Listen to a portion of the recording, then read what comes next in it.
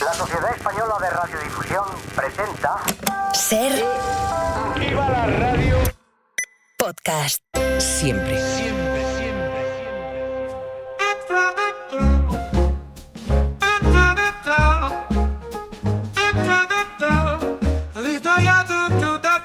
Historia en ruta.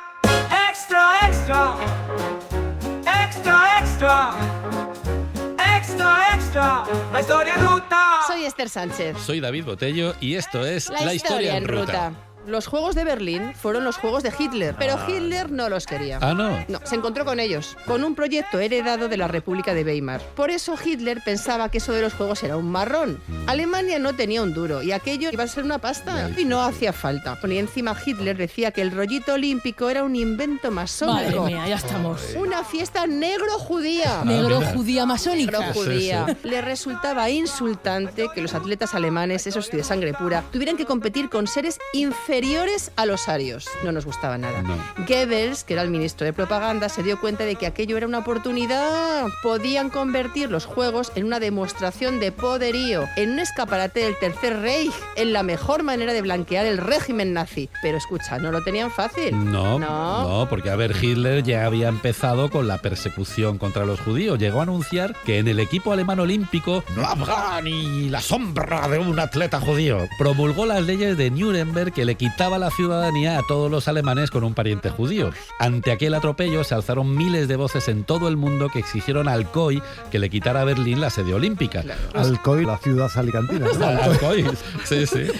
Bueno, pues que hubo varios intentos de boicot. Los Estados Unidos amenazaron con sumarse al boicot si Hitler no permitía que los judíos compitieran en los Juegos. El gobierno de la Segunda República Española organizó en paralelo unos Juegos Populares en Barcelona, con los que ya flipamos en colores durante la ruta por esta Barcelona que hay que olímpica. escucharla, la Barcelona olímpica. Así que los nazis decidieron convertir Berlín en la capital mundial del camuflaje. Borraron las pintadas de los comercios judíos, retiraron los carteles con todas las prohibiciones, reabrieron las sinagogas y permitieron que los judíos compitieran en sus Juegos Olímpicos. Manía. Pero no todos, solo algunos, claro. La historia en ruta.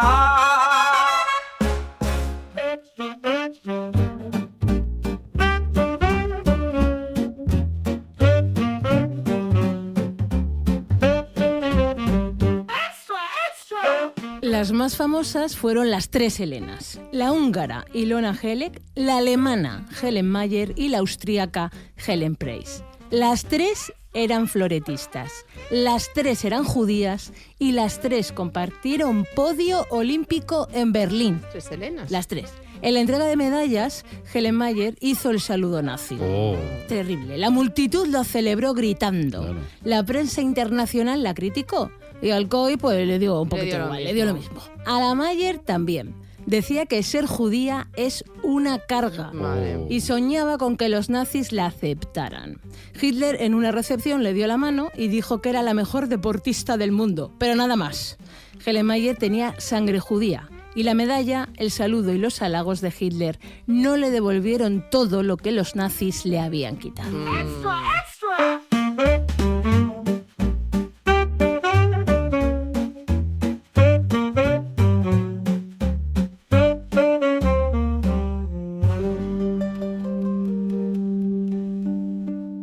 Extra, extra. Extra, extra. Aquí estáis diciendo que los Juegos de Berlín fueron los Juegos de Hitler, pero no. No, porque los Juegos de Berlín fueron los Juegos del atleta negro Jesse Owens. Nos ha convencido ya. Pues sí, efectivamente. Que delante del horror de los nazis, chúpate esa Hitler, ganó 4 medallas de oro. Demostraron que aquello de la superioridad de la raza aria, pues que no. Pues Que que... no tenía una base Que no científica siempre. objetiva, Que ¿no? no. Que no siempre. Claro. Era la primera vez que alguien ganaba 4 oros en unos juegos y además en atletismo, ¿eh? 100 y 200 metros, relevo 4% y salto de longitud, algo que no volvió a ocurrir hasta medio siglo después cuando Carl Lewis igualó la gesta en Los Ángeles 84. Bueno, Los Ángeles 84 no sé por qué ha marcado muchísimo este programa. ¿Qué ha ¿no? pasado? No lo entiendo. A Owens se le complicó el salto de longitud. Durante las pruebas clasificatorias hizo 2 nulos. y si volvía a fallar quedaría eliminado. Se cuenta que ahí apareció el alemán Lutz Long, el segundo mejor saltador del mundo. Un ario de libro, 1,80 m y pico de altura, un armario, rubio y de ojos azules. Guapísimo encima, el tío. Sí. Long se acercó a Owens y le dijo que no se arriesgara en su tercer salto. Con un salto mediocre, Jesse, te vas a clasificar para la final. Así que tira. Le hizo caso y poco después se llevó su tercer oro. Cuando Long vio el salto de Owens, corrió para abrazarle, para levantarle el brazo, en modo campeón y para felicitarle delante de todo el público que gritaba "Offense, offense, offense". Algo así parecía que debía ser la manera alemana de pronunciar el nombre de Jesse.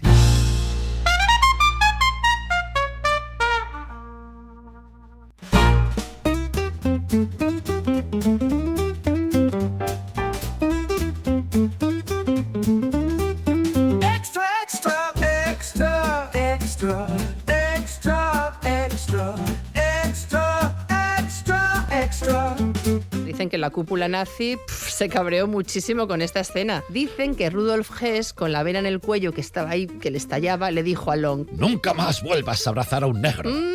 La prensa nazi criticó a Long por falta de conciencia racial, que no estamos a lo que estamos. Años más tarde, durante la Segunda Guerra Mundial, Long cayó herido luchando contra los americanos. Dicen que en su lecho de muerte le mandó una carta a Jesse Owens pidiéndole que cuando acabara todo volviera a Berlín a contarle a su hijo que habían sido amigos. Esta historia parecía tan real que en 1966, 30 años después, se estrenó Jesse Owens vuelve a Berlín, que era un documental que habla de esta vieja promesa, del regreso de Owens al Estadio Olímpico y de ese maravilloso encuentro con Kay Long.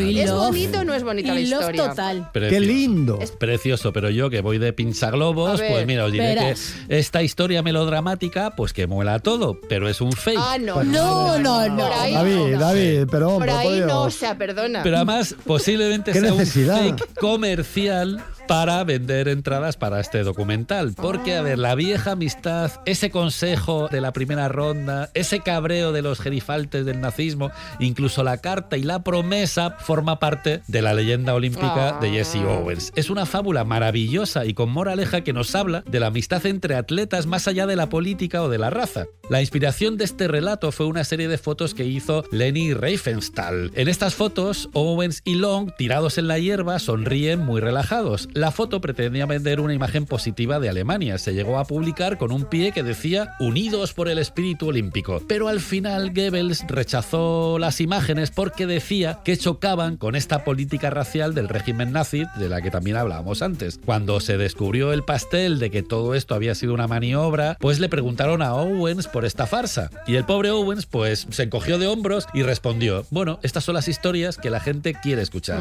Y mira, tiene razón, porque más allá de que haya sido verdad o haya sido mentira, necesitamos creer que en medio de aquellos juegos en los que se pisotearon los ideales olímpicos, dos rivales, un ario y un negro, podían devolvernos la confianza en el ser humano. Por eso el mito es mucho más real que la historia. Por eso no tiene sentido cuestionar una historia que, aunque no sea cierta, merece ser verdadera. Claro que sí. Por eso los nietos de Long y de Owens siguen reencontrándose de vez en cuando para hablar de aquella vieja amistad. Y esto sí que es verdad. Pues sí, eso sí que es verdad. Porque todo lo demás, la realidad de aquellos Juegos Olímpicos de Berlín, pues fue una catástrofe olímpica histórica que nunca tenía que haber ocurrido. ¡Súbete a la historia!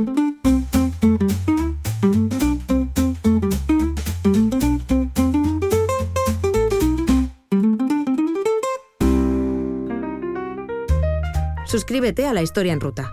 Todos los episodios y contenidos adicionales en la app de Cadena Ser y en nuestros canales de Apple Podcast, Spotify, iVoox, Google Podcast y YouTube.